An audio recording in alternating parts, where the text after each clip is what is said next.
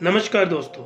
आज जो कहानी मैं आप लोगों के साथ शेयर करने जा रहा हूँ वो कहानी मैं मानता हूँ कि हर एक स्कूल में सुनाई जानी चाहिए, लेकिन मुझे लगता है कि अभी तक ये कहानी स्कूल में नहीं सुनाई गई होगी। दोस्तों, ये कहानी एक व्यक्ति की जो डेली के डेली अपनी पेंटिंग को बेचता था और अपने घर का गुजारा करता था। वो पेंटिंग डेली के डेली एक पेंटिंग बनाता था, उसकी जाकर मार्केट में जाता था और उस पेंटिंग को बेच आता था और उससे उसको 500 रुपये मिलते थे। महीने के 15,000 रुपये तक वो कमा लेता था और उसका घर बड़ा ठीक ठाक सा चल रहा था। समय बीतता गया, साल बीता, 2 साल बीता, शादी हो गई, बच्चे हो गए, 5 साल, 10 साल, 15 साल, 20 साल तक वो ये काम करता रहा और अब उसकी उम्र हो गई थी। तो उसे ये लगा कि अब आगे अगर मुझे अपना घर चलाना है तो मुझे अपने बच्चे को ये पेंटिंग का हुनर सिखाना पड़ेगा, जैसे मेरे पिता ने मुझे सिखाया था। तो वो तय करता है, अपने बच्चे को पेंटिंग का हुनर सिखाता है, उसे वो सारी चीज़ें बताता है और साथ में ये कहता है कि बच्चे, अब से मैं पेंटिंग बेचने नहीं जाऊंगा, अब से तू पेंटिंग बनाएगा और तू पेंटिंग बेचने जाएगा, क्योंकि मेरी उम्र हो चली है। तो लड़के को लगता है कि ठीक है, अब मुझे अपने घर का आजीविका देखनी है, तो वो अपनी पेंटिंग बनाता है और पेंटिंग बनाकर जब वो मार्केट में बेचने जाता है तो मार्केट में वो केवल 100 रुपये में मिलती है। दोस्तों, वो लड़का बड़ा उदास होकर घर आता है।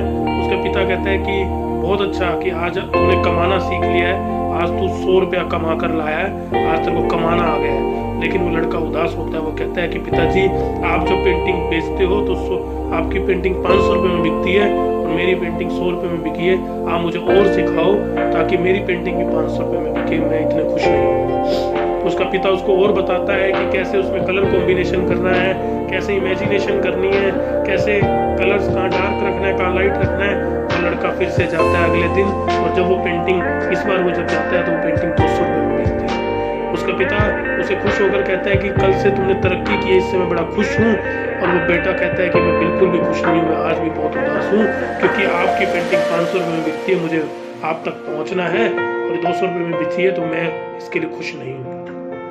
पिता उसको और अपना एक्सपीरियंस शेयर करता है और अगले दिन जब वो मार्केट में जाता है वो लड़का, तो इस बार वो 300 रुपये में वो पेंटिंग बेच कर आता है। तो उसका पिता कहता है कि तुम धीरे धीरे आगे बढ़ रहे हो और एक दिन बहुत आगे तक जाओगे। तो उसका बेटा कहता है, पिताजी मैं अभी भी खुश नहीं हूँ, मुझे और सिखाओ।